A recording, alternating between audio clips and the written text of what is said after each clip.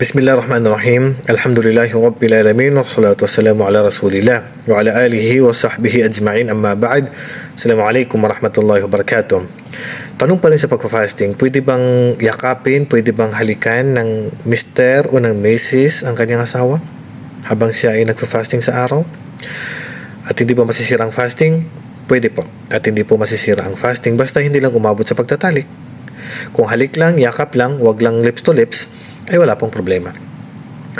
Sa hadis ni Aisha radhiyallahu anha, kanyang sinabi, kana Rasulullah sallallahu alaihi wasallam yuqabbilu wa huwa sha'im wa yubashiru wa huwa sha'im walakinahu amlakukum liirbihim.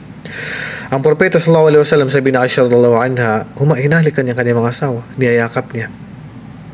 Pero ang propeta sallallahu alaihi wasallam, mas control niya yung kanyang pagnanasa.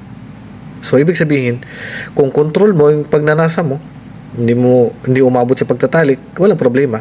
Nayakapin mo ang asawa mo, tabihan mo yung asawa mo, halikan mo yung asawa mo, wag lang lips to lips. Pero kung case lang sa lips, hindi naman lips to lips, wala rin pong issue doon. Pinakamahalaga ay makontrol mo ang sarili mo na baka umabot sa pagtatalik. So, inulit ko, ang paghalik, pagyakap, pagtabi sa asawa ay hindi po nakakasira ng fasting. Wallahu a'lam. Assalamualaikum warahmatullahi wabarakatuh.